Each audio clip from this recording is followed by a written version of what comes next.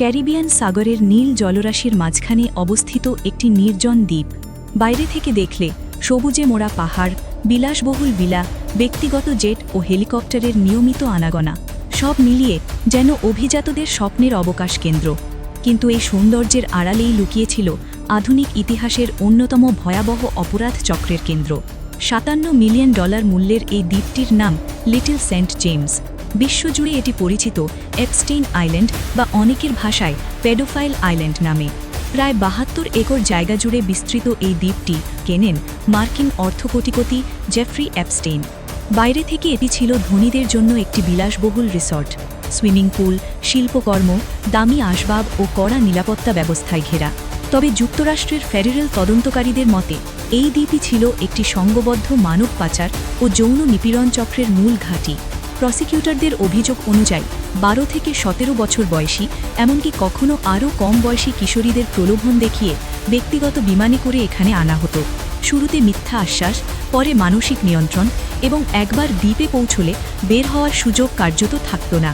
এপস্টেইনের ঘনিষ্ঠ সহযোগী গিসলেইন ম্যাক্সওয়েল, যিনি পরে মানব পাচার ও যৌন নিপীড়নের অভিযোগে দোষী সাব্যস্ত হন, তার বিরুদ্ধে অভিযোগে উঠে আসে আরও ভয়াবহ তথ্য। অভিযোগ অনুযায়ী দ্বীপটি একসময় বন্দি শিবিরে পরিণত হয়েছিল, যেখানে কিশোরীদের উপর দিনের পর দিন শারীরিক ও মানসিক নির্যাতন চালানো হতো। মার্কিন তদন্ত সংস্থার দাবি, প্রায় 2 দশক ধরে 2000 সালের শুরু থেকে 2019 সাল পর্যন্ত শতাধিক কিশোরী এই চক্রের শিকার হয়েছে।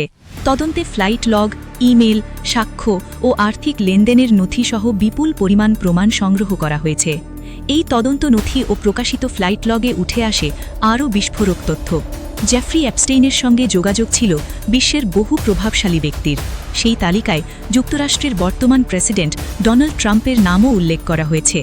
আদালতে প্রকাশিত কিছু নথি ও সাক্ষ্যে দাবি করা হয়, ট্রাম্প একাধিক সামাজিক অনুষ্ঠানে এপস্টেইনের সঙ্গে দেখা করেছেন এবং একসময় তার সঙ্গে পরিচিত ছিলেন। তবে এখানে একটি বিষয় স্পষ্ট করা জরুরি, ডোনাল্ড ট্রাম্প কখনো প্রকাশ্যে লিটল সেন্ট জেমস দ্বীপে যাওয়ার অভিযোগ স্বীকার করেননি। বরং তিনি বলেছেন, এক পর্যায়ে এপস্টেইনের সঙ্গে তার সম্পর্ক সম্পূর্ণভাবে বিচ্ছিন্ন হয়ে যায় এবং তিনি তাকে নিজের সামাজিক বৃত্ত থেকেও দূরে সরিয়ে দেন।